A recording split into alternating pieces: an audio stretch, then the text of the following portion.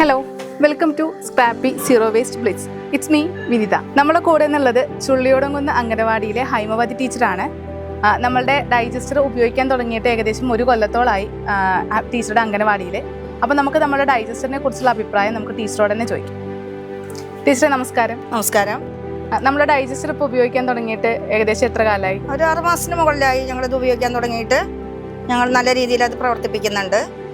പിന്നെ 2 ടാങ്കാണ് തന്നിട്ടുള്ളത്. അതിപ്പോൾ ഒരു ടാങ്കിലാണ് പ്രവർത്തനം ആരംഭിച്ചിട്ടുള്ളത്.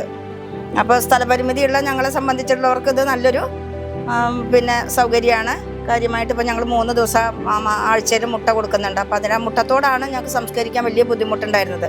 അത് ഇതിൽ ഉൾപ്പെടുത്താൻ പറ്റുന്നതുകൊണ്ടും പിന്നെ കിച്ചൺ വേസ്റ്റുകൾ, പച്ചക്കറികളുടെ വേസ്റ്റുകളൊക്കെ ഞങ്ങൾ ഞങ്ങളുടെ കുറച്ച് ആവശ്യത്തിനുള്ളതേ ഉണ്ടാവുള്ളൂ, എന്നാലും അത് അതിൽ സൗകര്യമായിട്ട് ഞങ്ങൾക്ക് നിക്ഷേപിക്കാൻ സാധിക്കുന്നുണ്ട്.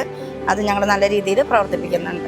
ഇപ്പൊ അംഗനവാടിയിൽ 2 ടീച്ചർമാർക്ക് ഉപയോഗിക്കാൻ സൗകര്യപ്രദം തന്നെയല്ലേ? അതെ അതെ, 2 ആൾക്കും ഉപയോഗിക്കാം. ഒരാൾ ഒറ്റയ്ക്കാകുമ്പോഴൊന്നും അത് ബുദ്ധിമുട്ടില്ലാതെ നമ്മൾ വേസ്റ്റ് ആയി കഴിഞ്ഞാൽ അതിൽ കൊണ്ടുപോയിടുന്നു, പൗഡർ ഇടുന്നു, അത്രേ ഉള്ളൂ അതിന്റെ പ്രവർത്തനം. പൗഡറൊക്കെ കൃത്യമായ രീതിയിൽ തന്നെ ഉപയോഗിക്കാം. അതെ അതെ അതെ, അത് നമ്മളിട്ട് ഭക്ഷണ വേസ്റ്റ് അല്ലെങ്കിൽ എന്താണ് വേസ്റ്റ് ഉള്ളത് അത് നിക്ഷേപിച്ച് കഴിഞ്ഞാൽ അതിനകത്തൊരു പിടി ആണ് ഇടുന്നത്.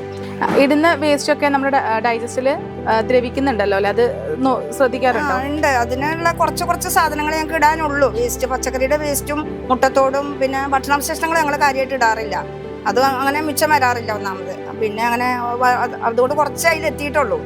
കുറച്ച് അതിങ്ങനെ ഡൈജസ്റ്റ് ആവണേ ഉള്ളൂ.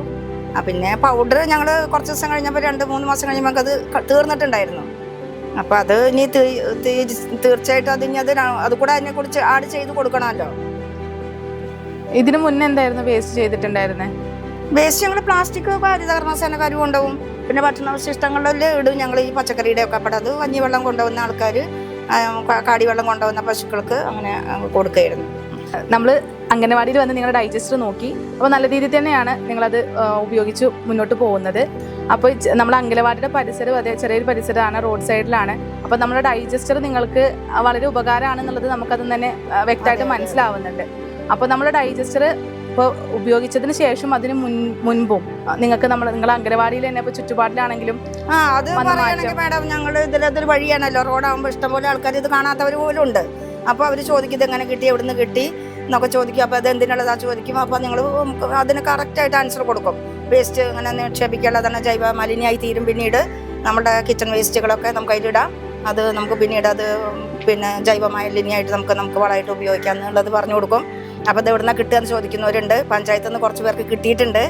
പിന്നെ നല്ല അഭിപ്രായത്തിലാണ് ഇതിൽ പോകുന്നവരൊക്കെ. ഇത് പെട്ടെന്ന് കാണുമ്പോൾ ഇത് എന്താ ടീച്ചറെന്ന് ചോദിച്ചു വരാറുണ്ട്. അവർക്കൊക്കെ കിട്ടുകയാണെങ്കിൽ ആവശ്യക്കാരായിട്ടും പറഞ്ഞു വന്നിട്ടുണ്ട്. അപ്പോഴാണ് പഞ്ചായത്തിൽ നിന്ന് ഇപ്പോൾ കുറച്ച് പേർക്ക് കൊടുത്തിട്ടുണ്ടായിരുന്നു. നല്ല അഭിപ്രായത്തിലാണ് ഇപ്പോൾ ഇതുവരെയും പോയിക്കൊണ്ടിരിക്കുന്നത്. ഞങ്ങളെപ്പോലെ ഒന്നാമത് ഈ സ്ഥലപരിമിതി ഉള്ളവർക്ക് ഇത് വളരെ ഉപകാരപ്രദമായിട്ടാണ് എനിക്ക് തോന്നിയിട്ടുള്ളത്. ഞങ്ങളത് നല്ല രീതിയിൽ ഉപയോഗിക്കുന്നുണ്ട്. എന്തായാലും മുന്നോട്ട് ഇനി നമ്മുടെ ഡൈജസ്റ്റർ ഉപയോഗിക്കുക. ഇനി എന്തെങ്കിലും സംശയങ്ങളോ കാര്യങ്ങളോ ഉണ്ടെങ്കിൽ നമ്മുടെ നമ്പറിലേക്ക് എന്തായാലും തീർച്ചയായിട്ടും കോൺടാക്ട് ചെയ്യാം. അപ്പോൾ എന്തായാലും ഒരുപാട് നന്ദി. നമസ്കാരം. Thank you.